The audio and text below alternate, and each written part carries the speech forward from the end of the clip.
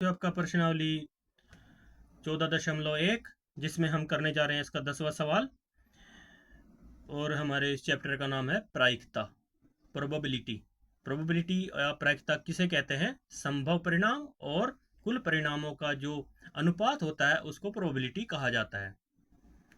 ये इनके अनुपात पर ही डिपेंड करता है, किसी घटना के होने की संभावना और बटे में उसे भाग करेंगे कुल परिणामों की संख्या, तो जो अनुपात आएगा वो प्रायिकता के बराबर होगा। तो यहाँ पर आ जाती है बात। एक सवाल है 10वां, ये एक पिगी बैग, एक पिगी बैंक है, सॉरी। बैंक में 50 पैसे के 100 सिक्के हैं। कितने बताया इसने? 50 पैसे के, 50 पैसे के बता रहा है यहाँ पर। 50 पैसे के 100 सिक्के हैं। 50 पैसे कितने सिक्के? 100 सिक्के हैं। और एक रुपए एक के 50 सिक्के हैं। कितने बताए यहाँ पर? 50 सिक्के हैं। और 2 रुपए के 20 सिक्के हैं। और 5 रुपए के 10 सिक्के हैं। यदि पिगी बैंक को हिलाकर उल्टा करने पर कोई, यानी ये पिगी बैंक नहीं है, बैग की बात कर रहा है। तो यहाँ पर ये बैंक नहीं है, पिगी बैंक कुछ बैग का ही नाम है प्यारे विद्यार्थियों। तो हाँ, उसको उल्टा करने पर कोई एक सिक्का गिरने के परिणाम समप्रायिक है। तो इसकी क्या प्रायिकता है कि वह गिरा हुआ सिक्का 50 पैसे का होगा या 5 रुपए का नहीं होगा। तो इसने 2 पॉइंट यहाँ पर पूछ लिए हैं।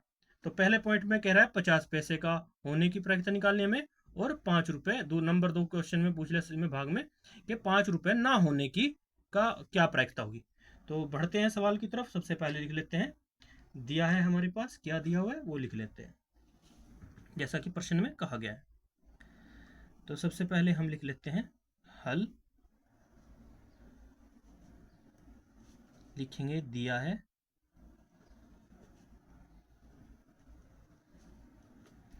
क्या क्या दे रखा है हमारे पास? 50 पैसे के सिक्के कितने दिए हुए हैं? 50 पैसे के सिक्के कितने हैं वो लिख लेंगे। 50 पैसे के सिक्के बराबर कितने दिए हैं? यहाँ पर हम ऑलरेडी पढ़े थे 100। कितने हैं? 100 सिक्के। तो यहाँ पे लिख लेंगे 100। उसके बाद 50 पैसे के बाद बात कर रहा है ये 1 रुपए के, तो लिखेंगे 1 रुपए के, 1 रुपए के सिक्के।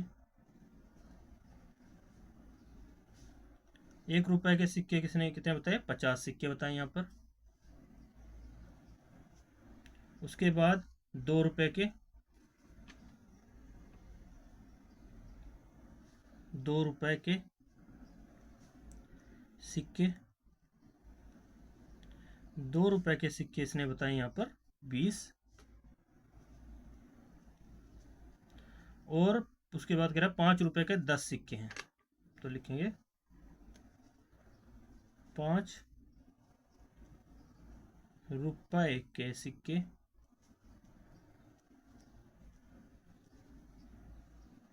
बराबर कितने बताए इसने? 5 रुपए के 10 सिक्के, 10। उसके बाद बात इसने डायरेक्टली बोल दी है कि उल्टा करके इसको किया जाता है। तो सबसे पहले हमने तो सब चीज़ पढ़ ली थी, पूरी भूमिका जो बताई गई है हमारे पास। उसको पढ़ने के बाद हम अब आगे बढ़ते हैं सवाल की ओर। तो सबसे पहले यहाँ पर लिख लेते हैं कुल सिक्कों की संख्या। आप ये समझ लेना, जो ये 50 पैसे सिक्के है ना, मैंने आपको पहले ही बार बार रिपीट करता हूँ, ये इसके संभव परिणाम है। 1 रुपए के इतने संभव परिणाम है, 2 रुपए के इतने सिक्कों के इतने संभव परिणाम है, 5 रुपए के सिक्कों के इतने संभव परिणाम है। ये सब संभव परिणाम है जो संख्या इधर लिख दी गई। अब आ जाती है बात कुल सिक्के। लिखेंगे यहाँ पर कुल सिक्के, इसलिए कुल सिक्के, तो इन सबको जोड़ देते हैं। तो ये जो कुल सिक्के आ जाएंगे कुल परिणाम होंगे। ये भी आपको अपने माइंड में रखना है, बार बार लिखने की आवश्यकता नहीं है, नहीं तो इससे आपकी जो लिखने का जो टाइम टेबल है वो बढ़ जाएगा, उसमें आपको वो होगी। लेकिन आप समझना है, आपको डायरेक्ट और हल करना है। 100 और 50 को जोड़ देंगे तो कितने हो गए हमारे पास? 150। 150 में 20 जोड़ेंगे कितने हो गए? यानी 100 और 50 जोड़े तो 150। 150 में 20 जोड़ेंगे 170। 170 में 10 जोड़ेंगे तो कितने हो गए? बराबर में 180। तो टोटल 180 सिक्के आ गए, कुल परिणाम है ये 180। तो इसके बाद जैसे किसने सवाल में कहा गया है, क्या कहा है, 50 पैसे का होगा, तो 50 पैसे का होगा। तो इस पहले पॉइंट को पढ़ लो आप, लिखेंगे इस पहले भाग को, 50 पैसे के सिक्के, 50 पैसे का सिक्का होगा ना, 50 पैसे का होगा, पैसे का होगा, तो 50 पैसे के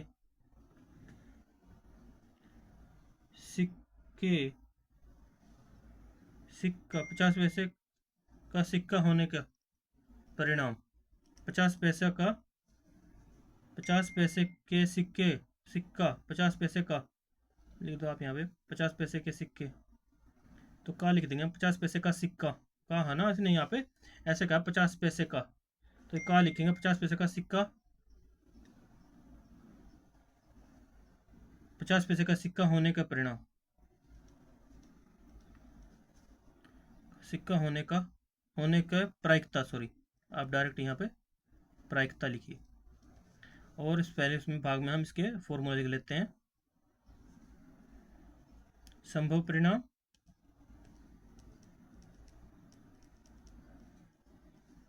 बटे कुल परिणाम,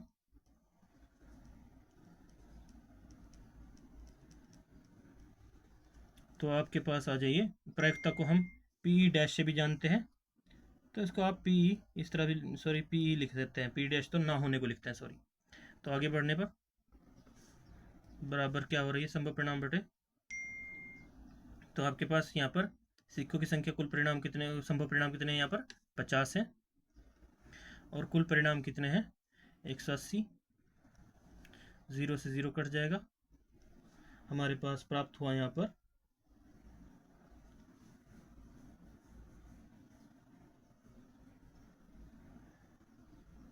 हमारे पास यहाँ प्राप्त होगा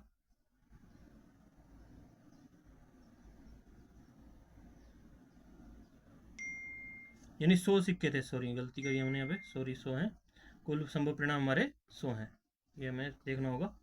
तो काटेंगे तो कट जाएगा, ये 2 से कट जाएगा, तो काटेंगे 2 पंजे 10 और 2 नी में 18, तो ये प्रायिकता हमारी आ जाएगी, पहले पॉइंट के सवाल का आंसर यहाँ पे क्लियर होगा। उसके बाद दूसरे भाग में क्या पूछा इसने, ₹5 का नहीं होगा, तो दूसरा कह रहा है 5 रुपए का, सिक्के की बात करना, सिक्का नहीं होने की प्रायिकता, तो मैंने इसका पहले भी फॉर्मूला बताया था आपको कि 5 रुपए के सिक्के की होने की, 1 माइनस 5 रुपए होने की सिक्के की प्रायिकता, तो उसमें से घटा देंगे, तो ये भी बात आप कर सकते हैं। तो ना होने की प्रायिकता निकालनी है, तो इसको हम किस रूप में लिखते हैं, पी डैश, ये कॉमा लगाते हैं और ये हमें निकालना है। तो सबसे पहले तो जैसे कि हम जानते हैं 5 रुपए का सिक्का होने की प्रायिकता क्या है, तो सबसे पहले हम वो निकाल लेते हैं, या आपकी मर्जी है आप निकालें या ना निकालें, उसको रफ में भी आप लिख सकते हैं, लेकिन निकाल देंगे तो अच्छा ही होगा। तो इसलिए 5 रुपए का सिक्का होने की प्रायिकता, इसको हम किस रूप में लिख सकते हैं, पी इंटू ई बराबर संभव परिणाम बटे कुल परिणाम। तो हमारे पास 5 रुपए के सिक्के कितने हैं, 10 हैं, और कुल परिणाम कितने हैं, 180 हैं, 180 हैं, तो 0 से 0 कट जाएगा, तो क्या आ गया हमारे पास 1/18, कितना आ गया 1/18, तो ये क्या हो गया, 5 रुपए का सिक्के होने की प्रायिकता आ गई। लेकिन क्योंकि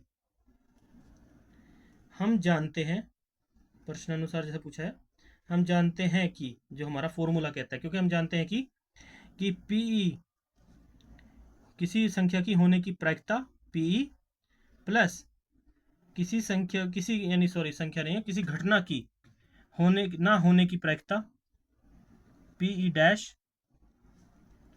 बराबर 1 है। तो आगे बढ़ने पर तो हमारे पास हमें क्या चाहिए, यानी 5 रुपये का सिक्का नहीं होने की प्रायिकता निकालनी है। तो यहाँ पर क्या हो जाएगा, पी ई डैश, ये हम ले लेंगे यहाँ पर, पी ई डैश बराबर होगा 1 माइनस, यानी 5 रुपये का सिक्का होने की प्रायिकता। तो यहाँ पर हम डायरेक्ट लिख देंगे, आप चाहे तो इस तरह से भी लिख सकते हैं। तो हमारे पास प्राप्त होगा 1 माइनस, घटाएंगे 1 माइनस 1/18, क्योंकि ऑलरेडी हम निकाल चुके हैं यहाँ पर। तो 18, अब क्या करेंगे, आगे बढ़ेंगे, एलसीएम निकालेंगे। इसके नीचे जिसके कुछ नहीं होता उसके नीचे हम 1 लेते हैं। 18 इसका एलसीएम ले लिया हमने, लघुत्तम समवर्तक 18 आ गया हमारे पास। तो 18 इसका लघुत्तम आ गया। 1 से 18 को भाग किया, 18 एकम 18, और यहाँ पर इसे भाग किया, 18 से 1 आया, 1 के ऊपर से गुणा कर दी, 1 एकम 1। तो 18 में से 1 घटाएंगे 17, तो 17/18 आ जाएगा हमारा। तो इसलिए लिखेंगे 5 रुपये का सिक्का ना होने की प्रायिकता, तो हमारे पास हो गए, इसलिए पी ई डैश आप डायरेक्ट ऐसे करके लिख दीजिए, क्योंकि आपको पहले ही आप परफॉर्मेंस आपको भूमिका दे चुके हैं। पी ई डैश बराबर होगा 17/18, यही होगा आपका आंसर। तो मिलते हैं नेक्स्ट वीडियो में, तब तक के लिए बाय बाय, जय हिंद।